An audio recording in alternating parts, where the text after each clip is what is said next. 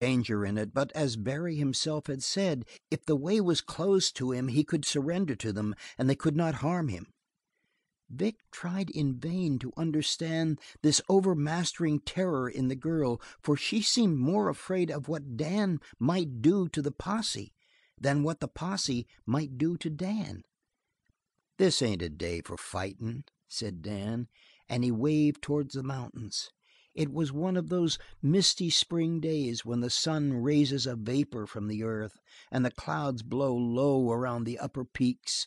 Every ravine was poured full of blue shadow, and even high up the slopes where patches of snow had melted, grass glimmered, a tender green among the white. "This ain't a day for fightin'," he repeated. A shrill, quivering neigh, like the whinny of a galloping horse, rang from beyond the house, and Vic saw the black stallion racing up and down his corral. Back and forth he wove, then raced straight for the bars, flashed above them, and stood free beyond, with the sunshine trembling on him. He seemed to pause, wondering what to do with his new freedom, then he came at a loose gallop for the master. Not Satan alone, for now Black Bart slid across the plateau like a shadow, weaving among the boulders, and came straight towards Barry. Vic himself felt a change, a sort of uneasy happiness. He breathed it with the air. The very sunlight was electric. He saw Kate run close to Barry. "If you go this time, you'll never come back, Dan."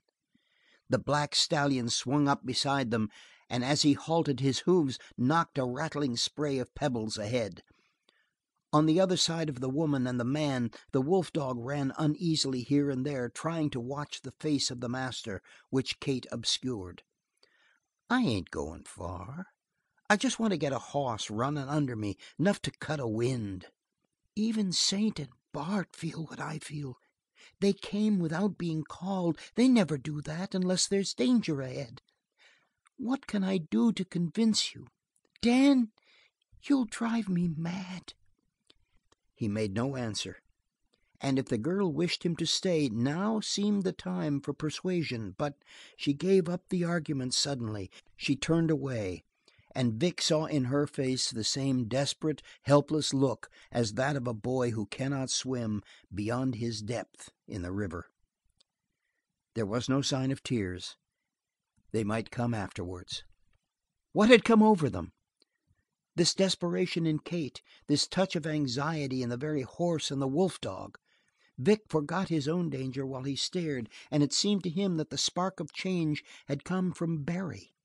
There was something in his eyes which Vic found hard to meet.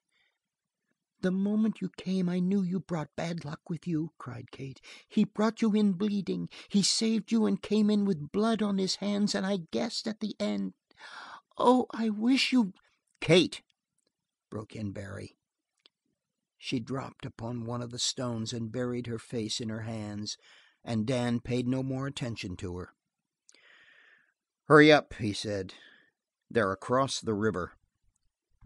And Vic gave up the struggle, for the tears of Kate made him think of Betty Neal, and he followed Dan towards the corral. Around them the stallion ran like a hunting dog, eager to be off. End of chapter 9.